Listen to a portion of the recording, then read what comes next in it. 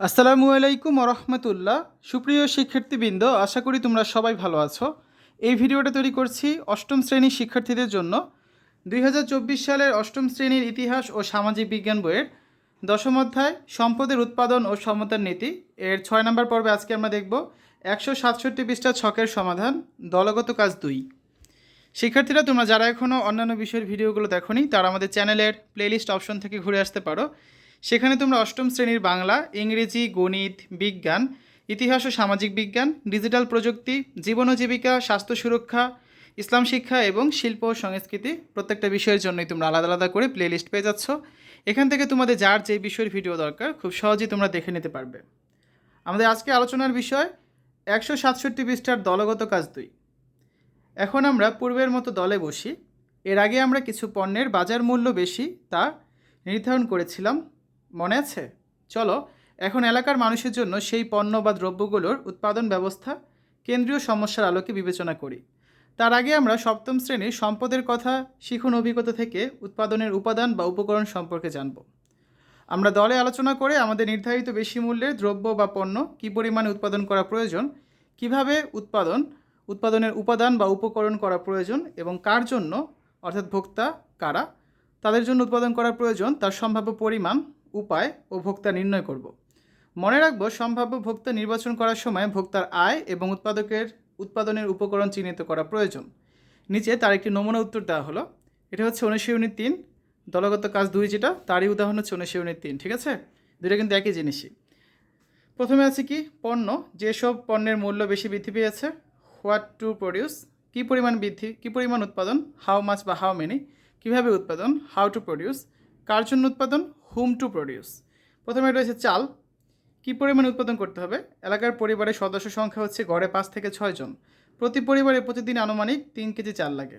এলাকায় প্রায় 100টি পরিবারের জন্য তাহলে দৈনিক আনুমানিক 300 কেজি চাল লাগবে। ঠিক আছে, এবার হচ্ছে কিভাবে উৎপাদন।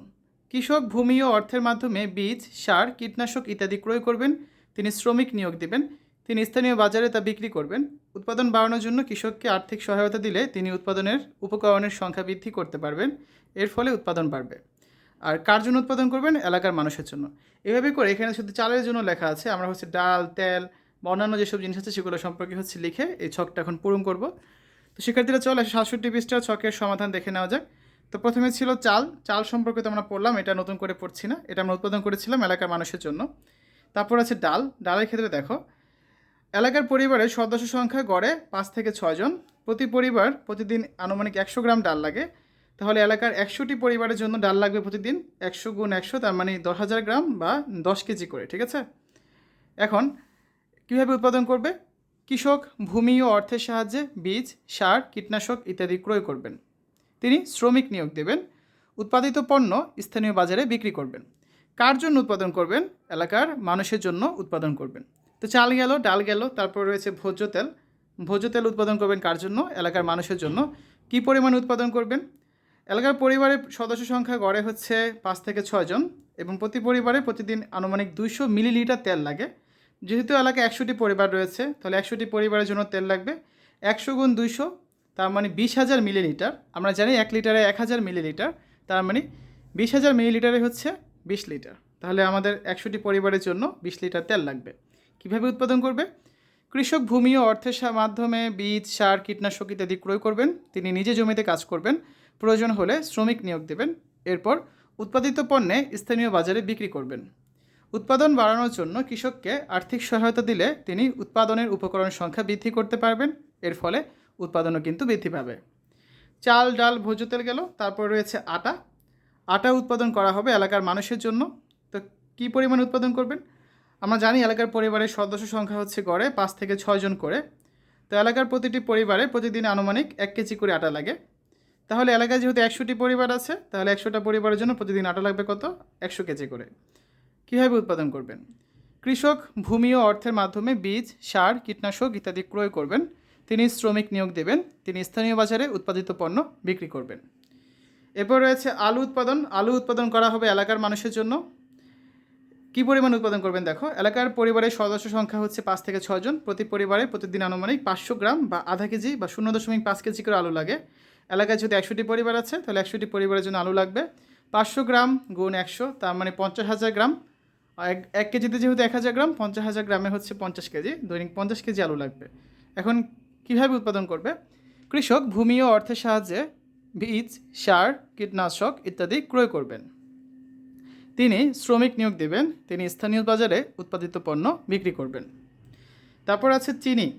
চিনি উৎপাদন এলাকার পরিবারের সদস্য সংখ্যা হচ্ছে 5 থেকে 6 জন। প্রতি পরিবারে আধা কেজি করে চিনি লাগে। তাহলে 100টি পরিবারে চিনি লাগবে কত? আধা কেজি গুণ 100, তার মানে 50 কেজি। কীভাবে উৎপাদন করবেন? কৃষক ভূমি ও অর্থের মাধ্যমে বীজ, সার, কীটনাশক ইত্যাদি ক্রয় করবেন। তিনি শ্রমিক নিয়োগ দেবেন। তিনি স্থানীয় বাজারে উৎপাদিত পণ্য বিক্রি করবেন। এই পণ্য উৎপাদন করা হবে এলাকার মানুষের জন্য, ঠিক আছে? তারপর আছে পেঁয়াজ। পেঁয়াজ উৎপাদনের ক্ষেত্রে এলাকার পরিবারের সদস্য সংখ্যা হচ্ছে 5 থেকে 6 জন। প্রতি পরিবারে প্রতিদিন আনুমানিক 100 গ্রাম পেঁয়াজ লাগে। তাহলে এলাকার 100টি পরিবারের জন্য দৈনিক আনুমানিক 100 ইন্টু 100 অর্থাৎ 10,000 গ্রাম বা 10 কেজি করে পেঁয়াজ লাগবে। কীভাবে উৎপাদন করবেন? কৃষক ভূমি ও অর্থের মাধ্যমে বীজ, সার, কীটনাশক ইত্যাদি ক্রয় করবেন। তিনি শ্রমিক নিয়োগ করবেন।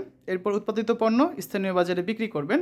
এক্ষেত্রে সরকার যদি ভর্তুকি দেয়, তাহলে সরকার ভর্তুকি দিলে সেই উৎপাদনের পরিমাণ কিন্তু বৃদ্ধি পাবে। আর তিনি এটা উৎপাদন করবেন হচ্ছে এলাকার মানুষের জন্য। এরপর রয়েছে মসুর ডাল। মসুর ডাল হচ্ছে কী পরিমাণে উৎপাদন করা হবে? এলাকার পরিবারের সদস্য সংখ্যা হচ্ছে 5 থেকে 6 জন করে। আর প্রতিটি পরিবারে প্রতিদিন আনুমানিক 200 গ্রাম করে মসুরি ডাল লাগে। তাহলে এলাকার 100টা পরিবারে প্রতিদিন আনুমানিক 200 গ্রাম গুণ 100, তার মানে 20,000 গ্রাম অর্থাৎ 20 কেজি করে মসুরের ডাল লাগবে। উৎপাদন কৃষকের ভূমি ও অর্থের মাধ্যমে ডালের বীজ, সার, কীটনাশক ইত্যাদি ক্রয় করবেন। চাষাবাদের জন্য তিনি শ্রমিক নিয়োগ দেবেন। ফসল উৎপাদনের পর তা স্থানীয় বাজারে বিক্রি করবেন। উৎপাদন বাড়ানোর জন্য কৃষককে আর্থিক সহায়তা দিলে তিনি উৎপাদনের পরিমাণ বৃদ্ধি করতে পারবেন। এটা উৎপাদন করা হবে এলাকার মানুষের জন্য। তারপর আছে ডিম। এলাকার পরিবারের সদস্য সংখ্যা 5 থেকে 6 জন। প্রতি পরিবার প্রতিদিন আনুমানিক 1 হালি ডিম লাগে। তাহলে 100টি পরিবারের জন্য দৈনিক 100 হালি ডিম লাগবে। যেহেতু কৃষক ভূমি ও অর্থের মাধ্যমে হাঁস মুরগির ফার্ম তৈরি করবেন, তিনি শ্রমিক নিয়োগ দেবেন। তিনি স্থানীয় বাজারে তা বিক্রি করবেন।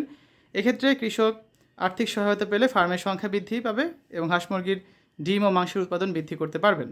তিনি এই ডিম উৎপাদনের ক্ষেত্রে কার জন্য করবেন? এলাকার মানুষের জন্য, ঠিক আছে? তা আমরা হচ্ছে এখানে অনেকগুলো জিনিস, মসুরের ডাল, ডিম, তারপর চিনি, তেল, তারপর ছিল হচ্ছে আলু, আটা, চাল, ডাল, এগুলো সব কিছুর ক্ষেত্রে দেখলাম যে কতটুকু পরিমাণ উৎপাদন করতে হবে, কাদের জন্য উৎপাদন করতে হবে এবং কীভাবে উৎপাদন করতে হবে। আমরা এই ছকটা হচ্ছে পূরণ করলাম।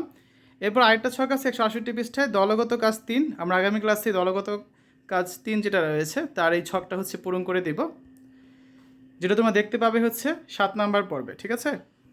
তো শিক্ষার্থীরা, এতক্ষণ তোমরা দেখলে অষ্টম শ্রেণীর ইতিহাস ও সামাজিক বিজ্ঞান 10ম অধ্যায় 167 পৃষ্ঠার সমাধান। আশা করি ভিডিওটা তোমাদের কাছে ভালো লেগেছে। পরবর্তী পর্বগুলো দেখার আমন্ত্রণ জানিয়ে আজ বিদায় নিচ্ছি। আল্লাহ হাফেজ।